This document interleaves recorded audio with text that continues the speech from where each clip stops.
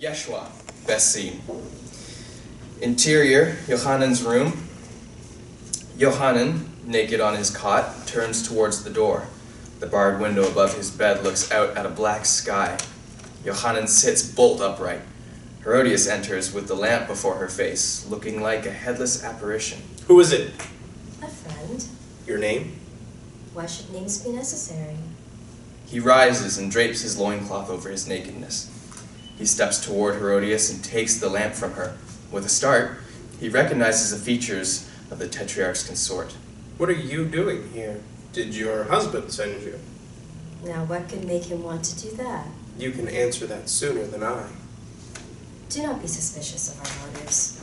We are concerned for your health. Your food has returned to the kitchen for the last 2 days.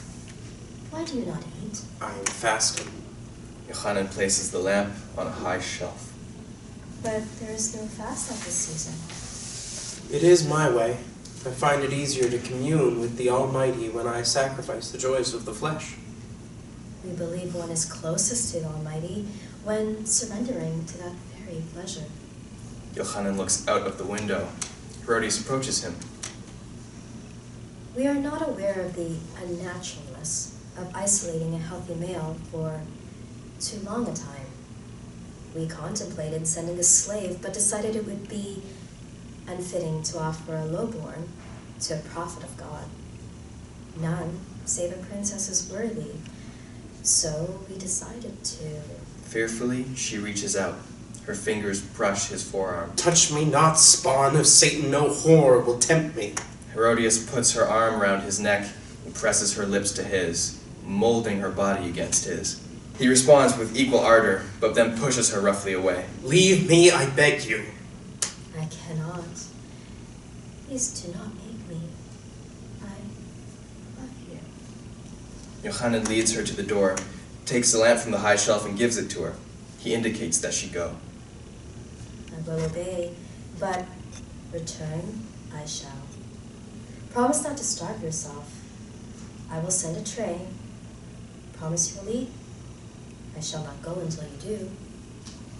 Yochanan nods assent. The lamp makes diamonds of her tears. Good night, then. Good night. From the moment I saw you, I loved you.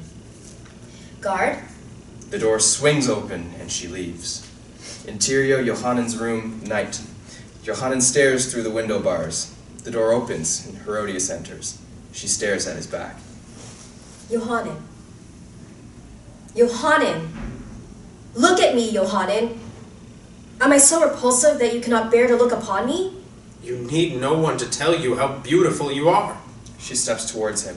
He turns on her with ferocity. You are also an adulteress and a whore. And you are an eunuch. Yochanan turns back to stare out at the stars. Herodias, unable to control the tears gushing from her eyes, falls to her knees, clasps his thighs, and buries her face in his hairy cloak.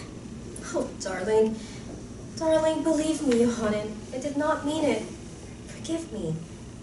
I love you. I did not mean it. You are a lustful woman, a true daughter of the Prince of Darkness. Do not make me grovel. What do you want of me? I will do anything. If I were to leave my husband, would you give me your love? Yes? Yes, I'm prepared to leave Antipas if you ask it. Just ask it. God demands it. The hour is at hand when you will have to account for your sins. And if I do as God demands, who can I turn to? Only you. You are well favored in Rome. You need no one, least of all me. But I do, Yochanan. I do. As I need air to breathe. You are a woman of infinite vanity. So accustomed to having your wishes fulfilled, it burns that I do not bend to your desires. If I did, you would discard me tomorrow as if you do scruples. No, not true. No. That is not true.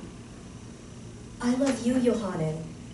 I could not live my life without you. And what would you leave me? Hate for myself and despair for my soul?